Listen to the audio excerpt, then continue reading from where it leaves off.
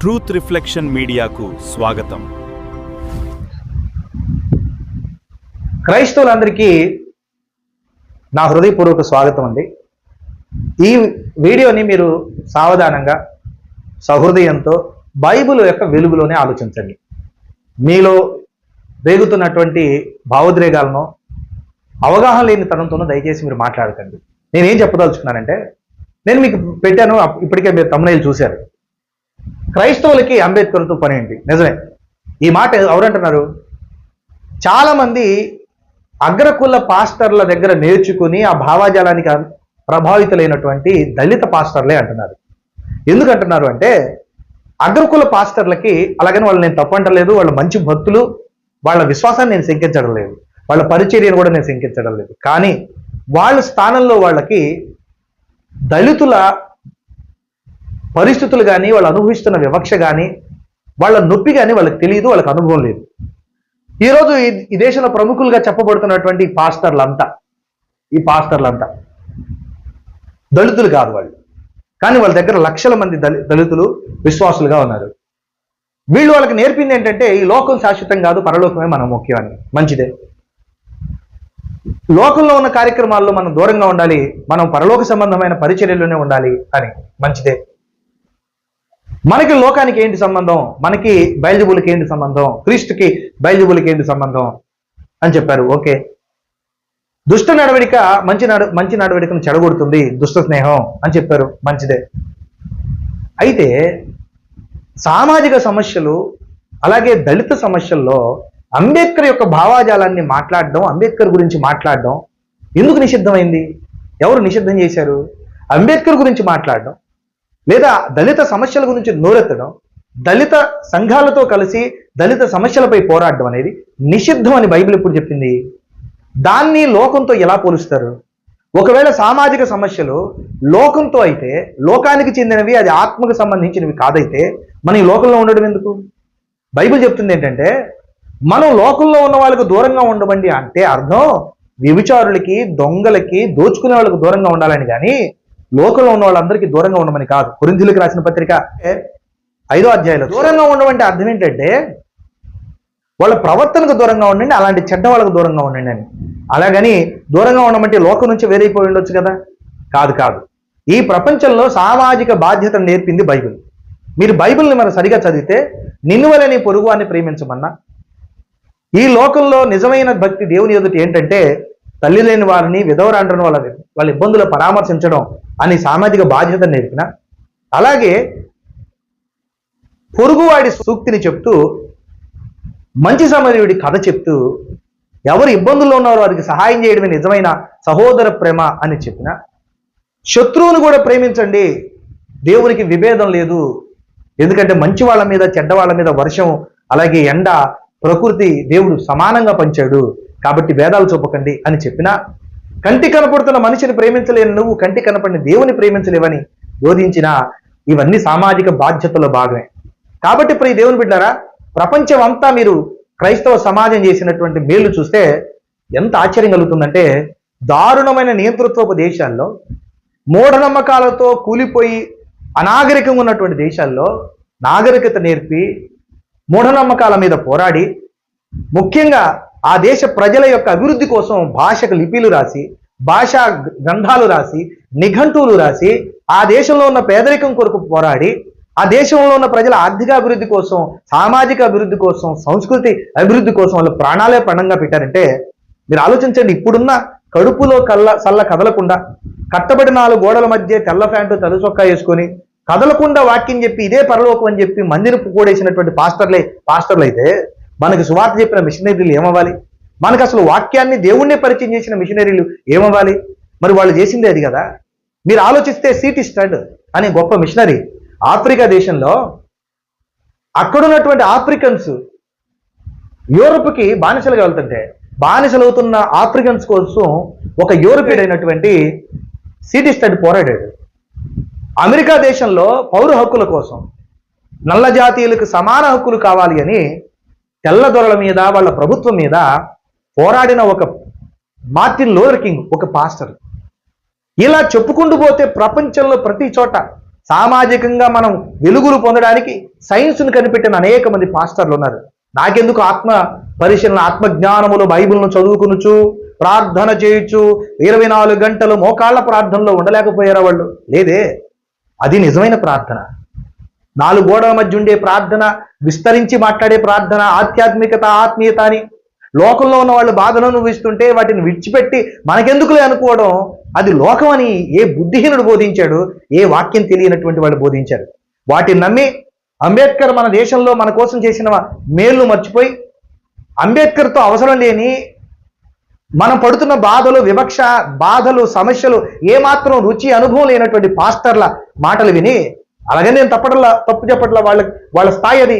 వాళ్ళకి మనం ఎదుర్కొంటున్న సమస్యల అనుభవం లేదు. వాళ్ళకి అనుభవం ఉంటే వాళ్ళ ఆలోచన వేరుగా ఉండేదేమో. కాబట్టి వాళ్ళు మిమ్మల్ని వీటికి దూరంగా చేశారు, ఏ ఉద్యమంలో పాల్గొకుండా చేశారు, చివరికి నువ్వు పోలీస్ అవ్వకుండా చేశారు, లాయర్ను అవుతానంటే అదొద్దు అన్నారు. ఏ దానికి మనల్ని ముందుకు పోనివ్వలేదు. అణిచిపట్టి 30 సంవత్సరాలుగా రిజర్వేషన్లు వచ్చిన, బైబిల్ పరిచయమైన, అభ్యుదయ భావాలున్న మహామహులైన మిషనరీలు మూఢనమ్మకాల మీద పోరాడిన వాళ్ళు తెచ్చిన బైబిల్ మన చేతిలో ఉన్న 30 సంవత్సరాలుగా భారతీయ బోధకుల చేతుల్లో బలైపోయి అభ్యుదయానికి, ఉన్నత స్థితికి వెళ్లకుండా ఆగిపోయారు. మిత్రులారా, చాలా మంది ఈరోజు మాట్లాడుతుంది ఏంటంటే, ఈరోజు మంచి గొప్ప సంఘాలని చెప్పుకుంటున్న ఫెలోషిప్ సంఘాల్లో, బక్సింగ్ బ్రదరన్, అలాగే పెంతుకోస్తు సంఘాలు, అలాగే ఎల్ఈఎఫ్ సంఘాల్లో చాలా మంది అంబేద్కర్ పేరెత్తడానికి భయపడుతున్నారు. ఎందుకంటే అంబేద్కర్ పేరెత్తితే కులం అంటగడతారేమో. నువ్వు కులం ఎక్కడ ఉంది దేవుని నమ్ముకునేవాడికి అంటారు. కానీ సిగ్గు లేకుండా లోపల అదే కులాన్ని పెట్టుకొని సంఘాల్లో బతుకుతారు. అదే సంఘాల్లో కులాన్ని బట్టి రాజకీయాలు చేస్తారు. పెద్దలుగా కూడా కులాన్ని బట్టి ఉంటారు. కానీ అంబేద్కర్ దగ్గరకు వస్తే మాత్రం మన కులం లేదు కదా, అది ఆయన కుల నాయకుడు కదా అని సిగ్గు లేకుండా మాట్లాడతారు. మళ్ళీ అదే చర్చిల్లో పాస్టర్లుగా ఉంటూ మనకు అంబేద్కర్ పేరెత్తితే మన కులం కాదంటారు. మళ్ళీ రాజకీయ నాయకులను భజన చేస్తూ సంఘాల్లో వాక్యాలు చెప్తారు. అదే రాజకీయ నాయకులు మనసులో పెట్టుకొని సంఘాల్లో విభజనలు తీసుకొస్తారు, ఓట్లు అమ్ముకుంటారు, నిస్సిగ్గుగా రాజకీయాలు చేస్తారు. ఇంకా దారుణం చెప్పాలంటే అదే రాజకీయ పార్టీల కోసం తుత్తులుగా మారుతారు. ఇంత చేసినా కూడా ఈ సిగ్గులేనటువంటి కొంతమంది అంబేద్కర్ పేరు చెప్తే, మనకెందుకు అంబేద్కర్, మన కులం కాదుగా, ఒరే బాబు అంబేద్కర్ నీకు ఎందుకు అంటే ఈరోజు నువ్వు మత ప్రచారం చేసుకోవడానికి హక్కే లేకుండా పోయేది. నీ దేవుడిని నువ్వు ఆరాధించుకోవడానికి హక్కే లేకుండా పోయింది. అంబేద్కర్ ఈ దేశంలో మనకు తండ్రి లాంటి వాడు, మన నాయకుడు, మన విడుదలకు పోరాడినవాడు. ఆయనే లేకపోతే నీ బ్రతికేంటి? అంబేద్కర్ని యేసుక్రీస్తు పంపలేదంటావా? అంబేద్కర్ని యేసుక్రీస్తు ప్రభు ఈ దేశంలో మన కోసం నియమించలేదంటావా? అంబేద్కర్ బైబిల్ చదవలేదంటావా? అంబేద్కర్కి బైబిల్ ఆలోచన విధానం తెలియదంటావా? హిందూ మతంలో చిక్కుముడులు ఎందుకనే పుస్తకాన్ని మీరు చదివితే ప్రారంభంలోనే బైబిల్లో ఉన్నటువంటి యూదుల్ని అద్భుతంగా మాట్లాడడమే కాదు, వాళ్ళకున్న భక్తిని ప్రశంసిస్తూ ఆ పుస్తకాన్ని ప్రారంభించాడు.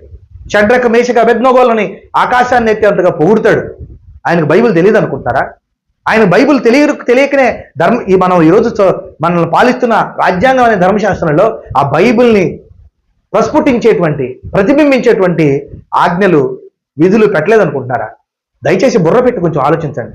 ఈ దేశంలో సామాజిక బాధ్యత ఉన్న ప్రతి ఒక్కడు అంబేద్కర్ని నాయకుడిగా, ఈ దేశంలో గురువుగా భావించాలి. అది ఈ భౌతిక ప్రపంచంలో మన అవసరం. దేవుడు మనల్ని ఈ లోకంలో బ్రతుకుతూనే అక్కడ దానికోసం ఎదురు చూడమన్నాడు.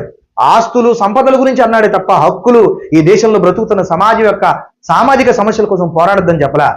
మనం దేనికోసం పోరాడొద్దో దానికోసం పోరాడుతున్నాం. తిండి కోసం, ఉద్యోగాల కోసం, డబ్బుల కోసం, ఆశీర్వాదాల కోసం. కానీ దేనికోసం పోరాడాలో దాని విషయంలో శాస్త్రాలు ఉడిగి ఇంట్లో కూర్చుంటున్నాం.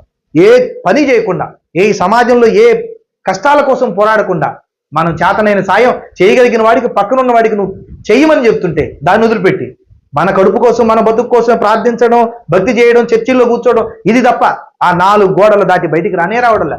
రాకపోగా ఈరోజు కమ్యూనిస్టుల చేతుల్లో, దళిత సంఘాల దృష్టిలో, ఇంకా అంబేద్కర్వాదుల దృష్టిలో, అనేక మంది సామాజికవేత్తల దృష్టిలో అసహ్యించుకునే దుర్భర స్థితికి దిగారు. కారణం ఏంటంటే అంబేద్కర్తో మనకు పని ఏంటి, సామాజిక సమస్యలతో మనకు పని ఏంటి అని. అరే బాబు, ఈ దేశాన్ని ఆదుకుందే క్రైస్తవులు సామాజిక పరిస్థితుల కోసమే పోరాడారు. విలియం కేరీ ఈ దేశంలో అనేక భాషలకి లిపి రాశాడు. అలాగే ఈ దేశంలో సిపి బ్రౌన్ మనకు తెలుగు నిఘంటూ రాశాడు. అలాగే ఈ దేశంలో అనేక మంది మిషనరీలు మన కోసం పోరాడారు. ఎన్నో అద్భుతమైన పనులు చేశారు. ఈ దేశంలోని మూఢనమ్మకాల కోసం పోరాడి ప్రభుత్వం మీద కొట్లాడి మన కోసం హక్కులను సాధించి పెట్టారు. మరి ఇవి లోక సంబంధమైన విషయాలేగా. పరలోకమే మన పురము మనకెందుకు ప్రియులారా, మనము ప్రార్థించుకుందము మోకరిద్దము రండని. ఈ లోకము శాశ్వతము కాదు, డబ్బుల కొరకు ఎదురు చూడకుండి మనము దేవుని కొరకు ఇయ్యవలెను చెయ్యవలెను అని మిమ్మల్ని పాస్టర్ల కింద బానిసలుగా చేసుకొని పక్కకి వెళ్ళి చదువుకుంటేనో లేదా ఉన్నత స్థాయికి వెళ్తేనో వాళ్ళకు బానిసలు ఉండరు, పరిచారకులు ఉండరని, డబ్బులొద్దు ఏమొద్దు దేవుని కొరకు నిలబడదాం ప్రార్థిద్దాం అని చెప్పి కోట్లకు పడగలెత్తి ఏసీ కారుల్లోనూ బెంజ్ కారులో తిరుగుతున్నారు వాళ్ళు. నువ్వు ఇంకా అడుక్కుంటున్నావు. మనకి హక్కులు ఇచ్చినటువంటి అంబేద్కర్ విషయంలో దళితుడు వై పాస్టర్ వై కూడా నువ్వు బీసీసీ సర్టిఫికేట్ తీసుకోకపోతే నరకానికి పోతావు, నువ్వు వాక్యం చెప్పి అర్హత లేదని బైబిల్ చెప్పని తప్పుడు సిద్ధాంతాలను బోధిస్తున్నావు. అంబేద్కర్ మనకు నాయకుడు కదా, మోషే ఇజ్రాయేలులకు నాయకుడు. ఇప్పటికీ మోషే గురించి ఇజ్రాయేల్ మాట్లాడుకోరా? మోషే ఆధ్యాత్మిక నాయకుడా లేదా వాళ్ళని భౌతికంగా విడుదల చేయడానికి వచ్చిన నాయకుడా? మీరు చెప్పండి. మీరు ధర్మశాస్త్రం ఆధ్యాత్మికమైందా భౌతికమైందా? మీరు ఆలోచించండి. కొత్త నిబంధన తీసి పాత నిబంధన కేవలం యూదుల కోసం కదా రాయబడ్డది. యూదుల కోసం ఇవ్వబడ్డా, యూదుల కోసం పంపబడ్డా, యూదుల కోసం పోరాడి ఒక జాతి కోసం పోరాడిన వ్యక్తులు ఈరోజు మనకు ఆదర్శమై మనకు మూల పురుషులైతే, మరి ఈ దేశంలో ఉన్న దళితుల కోసం పోరాడి మన కోసం ప్రాణాలు ఇచ్చినటువంటి అంబేద్కర్ మనకు నాయకుడు కాదా? మోషేలాగా తను పోరాడలేదా? మోషేకి ఆయనకి ఏంటి తక్కువ? మోషేని ఎట్లా పోలుస్తావు? ఎందుకు పోల్చకూడదు? మోషే నీ నాయకుడా? చెప్పు. నా ప్రభు యేసుక్రీస్తు నా నాయకుడు. మరి మోషేకి నీకేంటి సంబంధం? మోషే ఇచ్చిన ధర్మశాస్త్రం నీది కాదే. మోషే పోరాడింది నీకోసం కాదే. దావీదు పోరాడింది నీకోసం కాదే. మరి నీకోసం పోరాడి ధర్మశాస్త్రం ఇచ్చి నువ్వు నీ దేవుడిని యేసుని స్వేచ్ఛగా ఆరాధించుకొని చట్టం ఇచ్చిన వాడు నీ నోట్లోంచి పలకడానికే అర్హుడు కాదా? ఏ వాక్య ప్రకారం నాకు చెప్పు, ఒక్క రిఫరెన్స్ నాకు చూపించు. నువ్వు ఏ చర్చికి వెళ్తే మాత్రం అంబేద్కర్ పేరు చెప్తే చర్చిలో వద్దు మనం అంబేద్కర్ కుల నాయకుడు కాదు, అంబేద్కర్ మత నాయకుడు కాదు, ఈ దేశానికి నాయకుడు, ఈ దేశంలో ఉన్న ప్రతి ఒక్కడికి నాయకుడు. ఈ దేశంలో పుట్టిన ప్రతివాడు జాతీయ జెండాను ఎలా గౌరవించాలో, రాజ్యాంగాన్ని ఎలా గౌరవించాలో, చట్టాన్ని ఎలా గౌరవించాలో ఆ చట్టాన్ని ఇచ్చిన అంబేద్కర్ని కూడా అంతే గౌరవించాలి. అదేమి దేవుని భక్తికి దూరం కాదు, వ్యతిరేకం కానే కాదు. ఒకవేళ అలా అయితే ఇశ్రాయేలీయులు ఇప్పటికీ వాళ్ళ దేశంలో ఉన్న గొప్ప వాళ్ళని గౌరవించడం ఎలా తప్పు అవుతుంది చెప్పండి. చాలా మంది సాక్ష్యాలు చెప్తుంటారు, నాకు ఇంత మేలు జరిగింది, పలానా డాక్టర్ గారు, పలానా రాజకీయ నాయకుడు, పలానా ఇబ్బంది వస్తే ఆయన హిందూ అయినా సరే మనకు సాయం చేశాడు అని ఓపెన్గా సభల్లో చెప్తావు. ఆయన కోసం ప్రార్థించమంటావు, రోజు ప్రార్థిస్తావు. మరి అలాంటప్పుడు ఒక హిందువు నీకు సాయం చేసినందుకే జ్ఞాపకం ఉంచుకొని ప్రార్థన చేస్తావు, సభల్లో సాక్ష్యంలో చెప్తావే, మరి ఏం చేసిన మేలు కంటే గొప్పదా ఈ దేశంలో మిగతా వాళ్ళు చేసింది?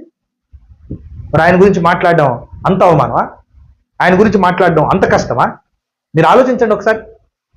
ఎలా ఆధ్యాత్మికత అనేది పరలోకానికి వెళ్ళేది? మరి ఈ దేశంలో ఈ భూమి మీద బతుకుతున్నంత కాలం ఈ దేశంలో ఉన్న ప్రతి దానితో మనకు సంబంధం ఉంది. ఓటేస్తావు, దేశం ఇచ్చేటువంటి సబ్సిడీలు తీసుకుంటావు, రిజర్వేషన్లు తీసుకుంటావు, అన్నీ తీసుకుంటావు. కానీ అంబేద్కర్ దగ్గరకు వస్తేనే నీకు ఆగిపోద్ది. అక్కడ ఆత్మీయత, భౌతికం, కులం, ఆధ్యాత్మికత, లోకం, పరలోకం ఇవి గుర్తొస్తాయా? ఇది సైతాన్ కుట్ర కాదంటారా? అందుకనే మనం అంబేద్కర్ని ఈరోజు అర్థం చేసుకోగలిగితే ఖచ్చితంగా మనకు జ్ఞానం అవుతుంది. మన పిల్లలు చదువుకుంటారు. ఏదో పాస్టర్ దగ్గర బైబిల్ సరిగా అర్థం కాని స్వార్థపరులైన ధనాపేక్షకులైన పాస్టర్ల దగ్గర బానిసలుగా బతకండి. తెలివితో ముందుకొచ్చి విశ్వాసులుగా మన ప్రభు అయిన క్రీస్తుకు దాసులుగానో, పరలోకపు తండ్రి భక్తులుగానో, బిడ్డలుగానో, అంబేద్కర్ యొక్క ఈ దేశపు వారసులుగాను మన పిల్లలు బతకాలి. అది ప్రతి క్రైస్తవుడు గుర్తుపెట్టుకోవాలి. ముఖ్యంగా ప్రతి దళితుడు, ప్రతి భారతీయుడు గుర్తుపెట్టుకోవాలి. ఇందులో మీకు ఏదైనా డౌట్ ఉండి అది కాదండి అంబేద్కర్తో మనకు పని లేదండి అని ఎవరైనా అంటే నా ఫోన్ నెంబర్ ఇస్తాను, నాకు ఫోన్ చేయండి. మీరు నాకు బైబిల్లో నుంచి ఒక రెఫరెన్స్ చూపించండి. యూదులు మోషేని జ్ఞాపకం చేసుకోవడం ఎంత న్యాయమో మనం అంబేద్కర్ని జ్ఞాపకం చేయడమే కాదు, కృతజ్ఞతగా ప్రతి విషయంలో ఆయన పేరు చెప్పడం, దేశపరమైన ఈ దేశానికి సంబంధించిన మన హక్కులకు విషయంలోనూ మాట్లాడడం అంతే సబబు. Thank you very much.